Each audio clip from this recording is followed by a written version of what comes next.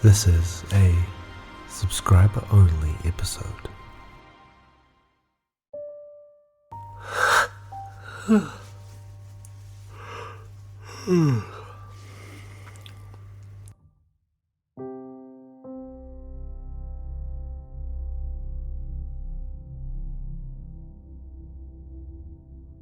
Good evening, and welcome to Dan Bain's Sleepy Time Mumbles, a podcast you can miss. I'm Dan Bain, and every episode I improvise a low-stakes podcast for you to fall asleep to. Friends, I'm very thrilled to bring this episode out from behind the paywall. It's one of my favorites and has proved relatively popular with the general public as well. One of the few episodes I have received semi-regular feedback about. I've also not re-recorded it, but I've remastered as a way. I've put the original vocal track into the existing production process, I guess, and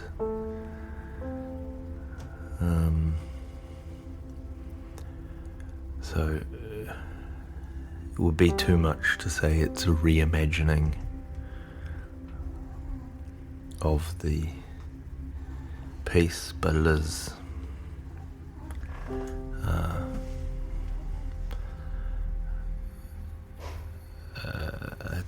it's a more contemporized version. It's like when they remake a video game, but they just increase the frame rate or something. Yes. Very good. If you'd like access, of course, to the first four, I think it's 4 now, seasons of the show, they're available to subscribers. Subscribers help keep the podcast ad-free, so everyone can be mumbled to sleep without hearing about better help.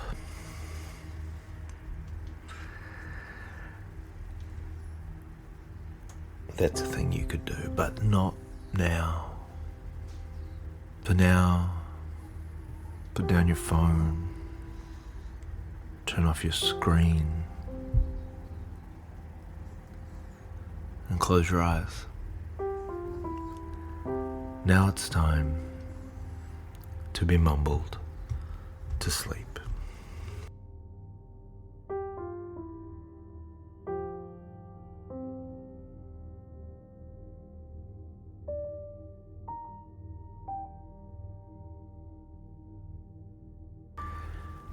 Season 7, Episode 5, A Recurring Dream. A Cruel Mistress, Remastered. Love an episode with a multi-part title.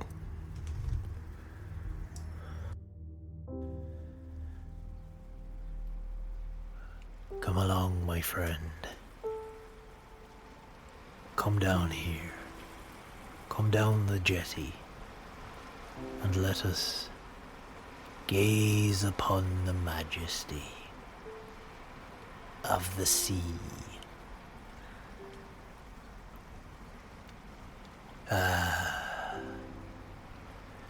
She's a cruel mistress, the sea. She gives with one hand, she takes away with the other. And each of them, her nails are sharp, and her skin is salty and wet. What does she give? Why, all my incomes are from the sea. Fish, treasure, more fish, mostly fish, and freedom. For there is nothing more free than being aboard a boat, with the sea in all directions, no land in sight, just the glassy horizon in a full 360 degrees around you, to all compass bearings. North, south, east, west, northwest, southwest, southeast, northwest,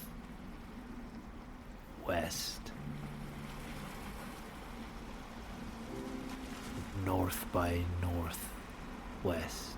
All of the increments. You know the increments.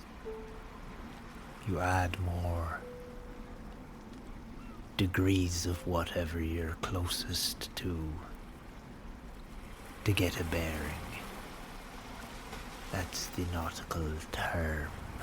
And when in all directions, all points of the compass, all you can see are the breaking waves, the sea, the sky. That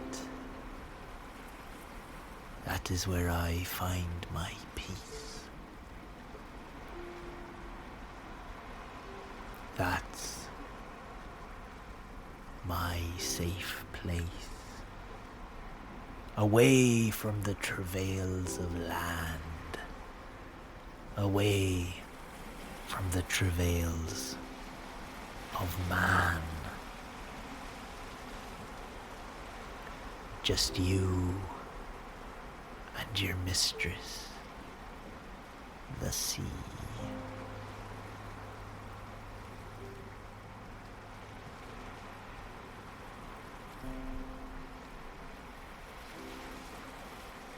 When you measure a horse,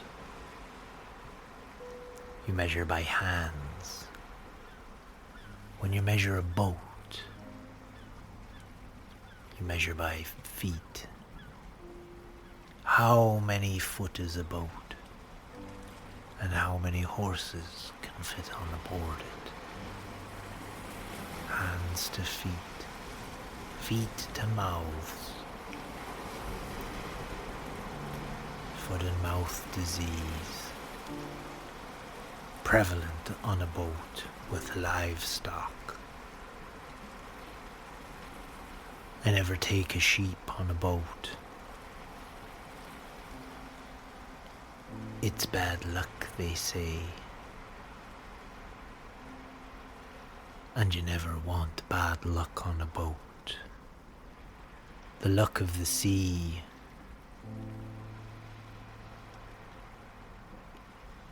is fickle.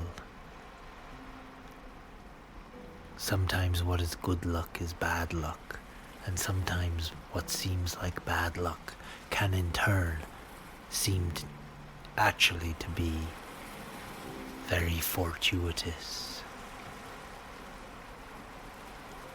I'll give an example. One time, a piece of driftwood, a log, hit the hull of my boat The hull is the outside of the boat. That's the boat terminology. It hit the hull, and I thought to myself, that will scrape the paint. I'm a bit cross about that.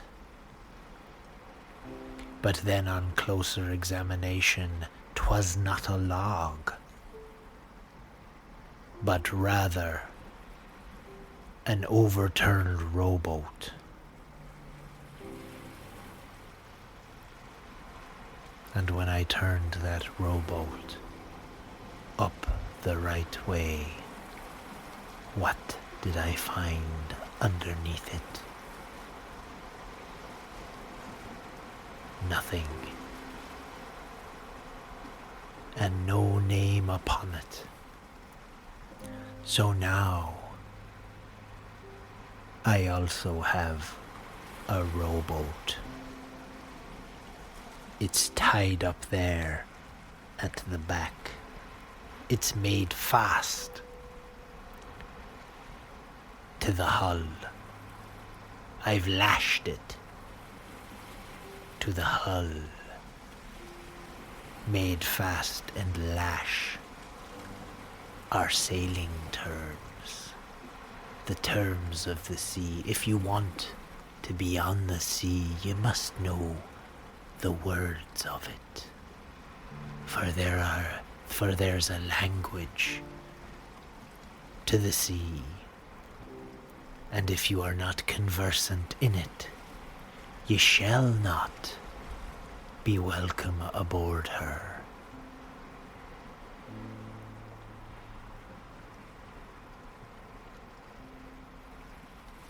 For she is a fickle mistress, a cruel mistress. Sometimes a storm will blow up many Beauforts strong. Beauforts is a measure of force used to measure storms at sea. That's part of the lingo, the lingua franca of the sea. You're getting the message now, aren't you? You must know these terms.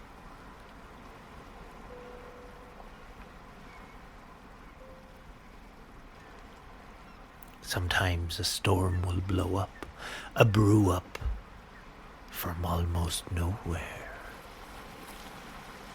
A sudden gust, and all of a sudden you are tossed about like a matchbook in a child's bathtub while it has a bit of a kick around.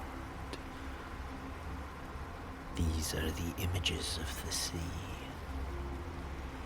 This is the poetry of the waves. You'll be kicked about, turned about, flipped about, upside down, downside up. And if your mast is in the water and your hull is in the air, then you're in the danger. Then you best take care. These are the rhymes of the sea. It's important to take a rum ration once a day. It's a tot. You take a tot of rum, a single tot, but don't give it to a toddler. No toddlers drinking tots on my boat.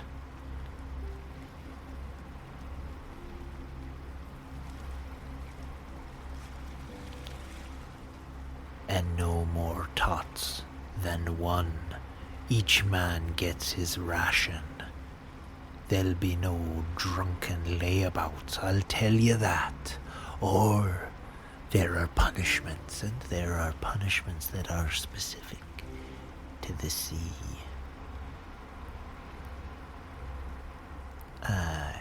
You've heard of walking the plank, of course. That is for amateurs.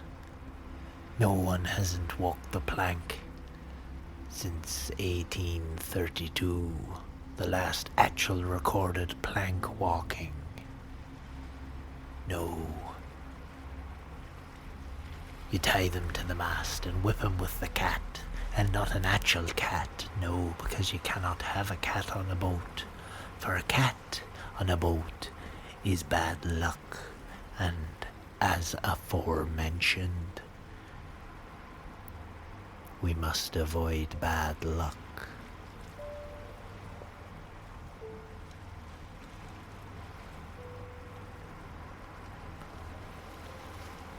We'll keel haul them, throw them over the bow, and pull them out the stern. Let them run the length of the boat. In that kind of instance, it's best if you're on a small boat. A small keel hauling is quite a different matter to a large keel hauling. But the kind of disciplinary situation that you need to be doing a keel hauling tends to bring itself about because you have a large crew, and a large crew thereby enabling the chance that ill discipline is so poor, and the need to reinforce that discipline upon said crew generally requires that one has a large boat. Ergo, the keel hauling, when you do it, it's on a big boat. Ergo, it's a bad keel hauling.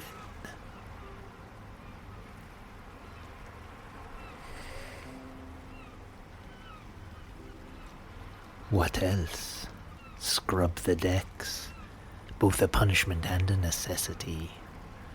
These decks don't scrub themselves, even though you might think they would should the waves break over the bows. The bows are the side of the boat. Terminology.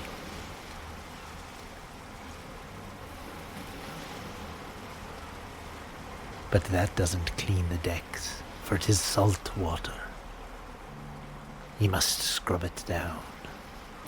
And we call this a swabbing. Swab those decks, boys. Swab 'em good. Sometimes a punishment, sometimes a chore. Always important, so mind how you pour.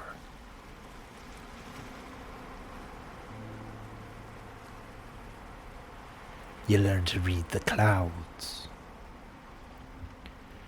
The sky is nothing but a mirror reflection of the sea, and what you read in the sky is what you'll find in the sea.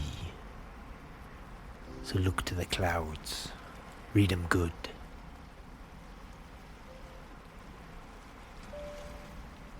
Read a page ahead of the book of the sea by looking to the sky. Look to the birds, the punctuation of the sky book. They'll tell you. They'll tell you. They tell you if land is near, they tell you land is far. They'll tell you if storms are brewing. They'll tell you if there are birds about.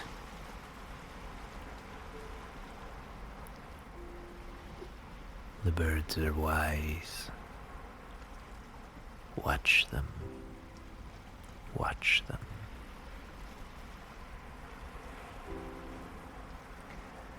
There's always a lot of hoisting to be done on a boat on the sea. If you aren't willing to hoist, the sea is not for you. Pull those ropes. Pull those ropes, boys, and unfurl the sails. Now pull those ropes again, boys, and furl them. Bring her about, and man the cannons.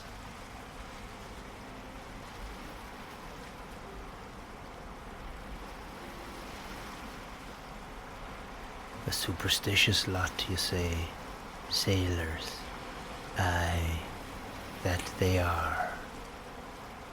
But when you're out there on the briny deep,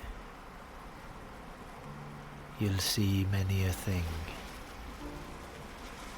that will maybe change your mind about what is superstition and what is just good sense. Have you ever seen a leviathan break the surface, a giant whale from the deep, fire its plume of water from its blowhole, breaching the water, slapping it down, swamping over the bows? A giant creature of the deep, and there are other ones. Have you ever seen a squid? Not a little squid, a fun squid, a squid that you might eat at a cocktail party. No, I speak of the giant squid, and the colossal squid, and the gargantuan squid, and the really big squid.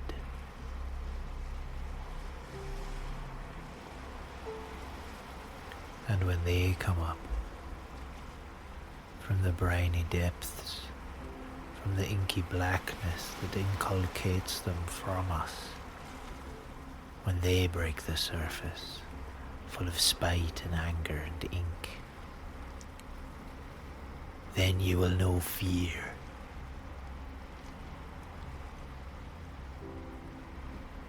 Then you will say, I wish I had been more superstitious.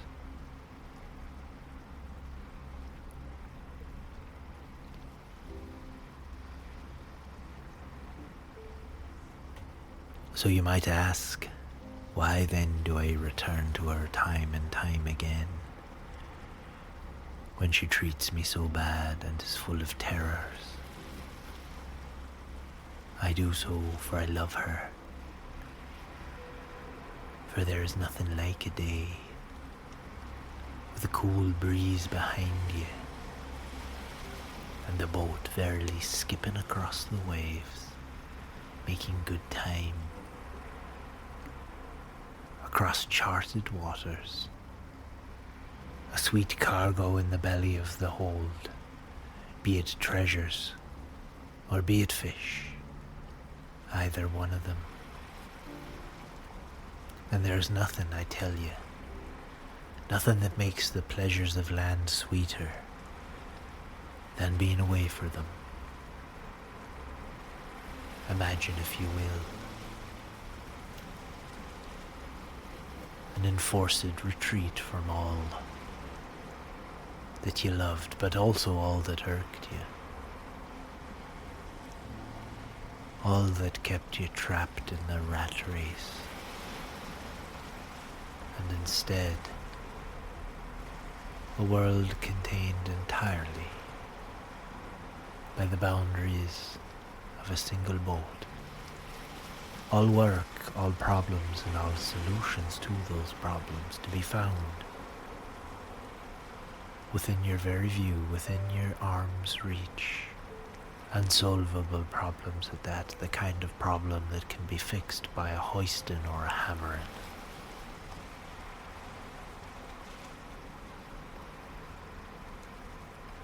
These are the simple challenges of the sea. Aye, there are dangers, but they're honest dangers. And I would never have anything else, I tell you that. They are the ones for me.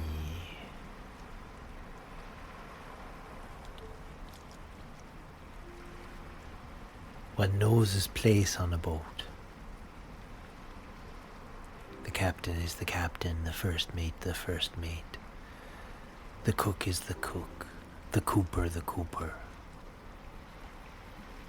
The gunner the gunner, the navigator the navigator. There's a clear chain of command and a clear responsibility of duties. There's no confusion as to whose job was it to do that, and I thought I copied them into the email And then whose responsibility was it to make sure that someone actually did that? None of that on the sea. If we're lost, it's clearly the navigator's fault. If the dinner is not good, we don't say it must be the cabin boy's fault. It's the cook's fault. Clear delineation of roles and responsibilities.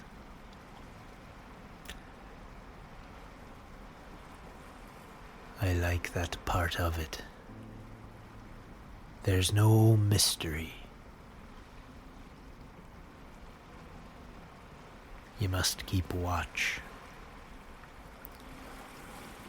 It doesn't matter what bell it is. That's how we do time on a boat. By how many bells it is. For if you just leave the boat to drift, or even if you leave it at anchor, someone must be alert and watching, because the sea knows when you're sleeping. That's when she likes to sneak up on you with her fingers. And mayhaps it'll be she just wants to tickle you a little. Or mayhaps it'll be that she wishes to grab you and pull you to her bosom, and the bosom of the sea is at the bottom of the sea, and you must resist that cruel embrace. And you do that by keeping watch. You must keep your eyes peeled at all times. You must make sure the lights are lit. Red for port, green for starboard. So should another boat see you, they know what way you're facing, what way you're a-travelling.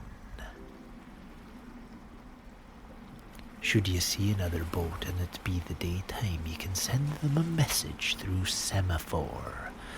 This is by holding flags out to your hands and placing them in certain positions so as to spell out a word. 'Tis not a fast method of communication, unless ye have mastered it, in which case it is as fast as sending any telegram, I tell you that. Semaphore is the visual language of the sea.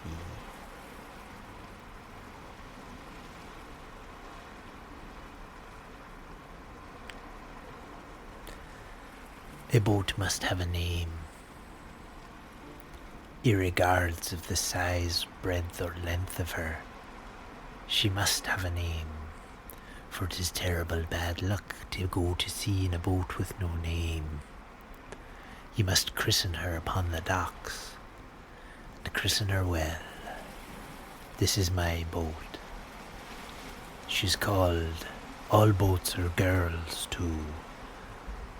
Feminine boats, for you never must place a man upon the feminine sea. You must hide him inside a feminine boat, so as not to anger the sea.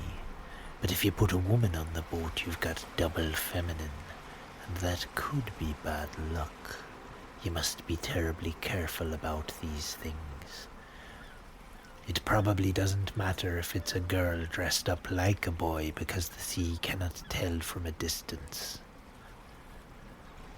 But just be hesitant about that. Sometimes might be bad luck.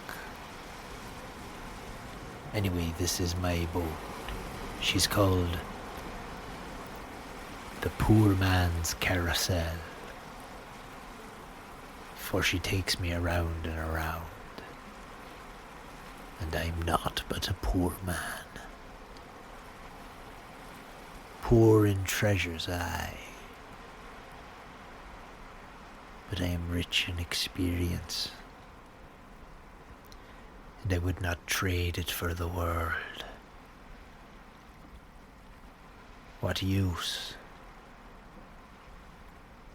are the petty baubles of civilization when I've tasted the raw power of the biggest thing on earth,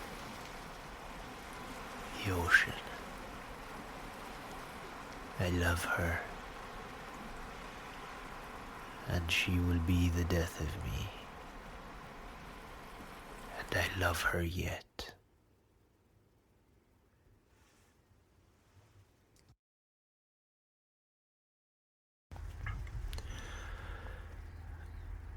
That was Season 7, Episode 5, A Cruel Mistress, Remastered. Sleepy Time Mumbles is produced by Noose Octopus Theatre, etc., and is invented and presented by me, Dan Bain. Links to live shows and how to subscribe are all available in the show notes. Until next time,